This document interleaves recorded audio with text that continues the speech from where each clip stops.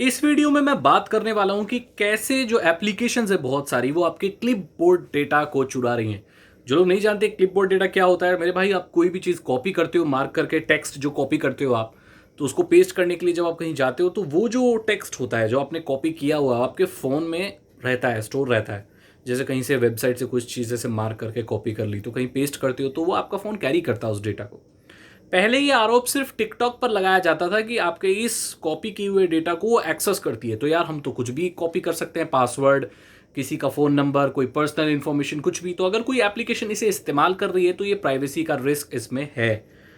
तो जब iOS 14 launch हुआ, जो इसका बेटा स्टेट पे जो आया, तो ये चीज़ उजागर हुई कि भाई ऐसी बहुत सारी एप्लीकेशन हैं जो क्लिपबोर्ड डेटा को एक्सेस करती हैं। और वो एप्लीकेशन के नाम मैं आपको बता दूं, यहाँ पर न्यूज़ में देखने को मिला है मुझे। Truecaller, AccuWeather, Fruit Ninja, Call of Duty Mobile, रोटर्स, AliExpress shopping app, photo lab, Chingari, Z5, Voot, Nykaa, Ajio, Discord, Google News, Google Meet, भीम और फोन पे। तो ये जितनी सारी एप्लीकेशन है ये क्लिपबोर्ड डेटा को इस्तेमाल करती हैं। तो इसको जो ये आरोप लगा, इस पे सफाई देते हुए ट्रू कॉलर एप्लीकेशन ने कहा कि ऐसे बहुत सारे लोग हैं और हमारा ऐसा फीचर भी है कि किसी वेबसाइट से जाके अगर आप कोई नंबर कॉपी करते हो तो ऑटोमेटिकली वो पेस्ट करने से पहले ही वो एप्लीकेशन पूछ लेती है कि क्या आप इस नंबर को सर्च करना चाहते हैं कि ये नंबर किसके नाम पर है या ये नंबर कहाँ का है। बाकी ऐसी बहुत सारी एप्लीकेशन है जिन्हें शायद ऐसे कॉपी किए हुए डेटा को एक्सेस करने की ज़रूरत पड़े, लेकिन ऐसी बहुत सारी एप्लीकेशन है जिसका कोई भी काम नहीं है। तो ये सिक्योरिटी इशू तो क्रिएट करता है। अब बहुत सारी एप्लीकेशन का ये भी कहना है कि भाई ऐसा होता है कि हम ऐसे कौन से मॉड्यूल, ऐसे कोड्स यूज़ करते हैं जो कि हमें थर्ड पार्टी प्रोवाइड करती है, और वो उनके मॉड्यूल में ऐसा फीचर होता है कि वो क्लिपबोर्ड डेटा को एक्सेस करता है। तो इसमें हमारी एप्लीकेशन का कोई लेना देना नहीं है।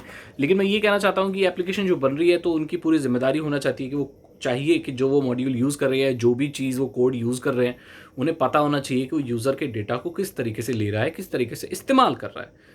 हालांकि इसमें कोई रिस्क नहीं है, जब तक आप कोई सेंसिटिव ऐसी चीज़ को कॉपी पेस्ट नहीं करते हो कोई रिस्क नहीं है। लेकिन ये चीज़ सामने आई है iOS 14 की वजह से, क्योंकि उसमें नया फीचर है जिसमें वो बता देता है कि आपका कॉपी किया हुआ जो डेटा है वो कहाँ कहाँ, जो आपका क्लिपबोर्ड डेटा है वो कहाँ कहाँ इस्तेमाल हो रहा है। तो ये अपडेट देखने को मिली है। और टिकटॉक ने ऐसा भी कहा है कि iOS का जो नेक्स्ट वर्जन आएगा, जो 14 वाला आ रहा है, तो उसमें टिकटॉक कॉपी आपका जो किया हुआ जो क्लिपबोर्ड और डेटा है उसको एक्सेस नहीं करेगा। और ऐसी सारी इंप्रूवमेंट अब और वेबसाइट्स में भी और एप्लीकेशंस में देखने को मिलेगी जब आपके क्लिपबोर्ड डेटा को इस्तेमाल नहीं किया जाएगा।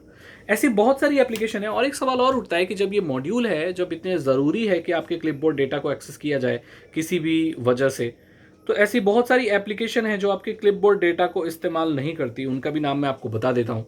Paytm, zoom, YouTube, Spotify, Aarogya Setu, Instagram, Facebook, Messenger, Google Play, lazy play, simple, Telegram, Snapchat, ऐसी बहुत सारी, CamScanner, asphalt, subway surfer, Zomato, Swiggy, बहुत सारे ऐसी एप्लीकेशन है जो क्लिपबोर्ड डेटा को इस्तेमाल नहीं करती। एप्लीकेशन तो ठीक है, एक गेम का क्या मतलब बनता है आपके क्लिपबोर्ड डेटा को कलेक्ट करने का, जैसे कि कॉल ऑफ ड्यूटी करता है। तो ये चीज़ मुझे समझ नहीं आई, ये सिक्योरिटी का थोड़ा इशू है।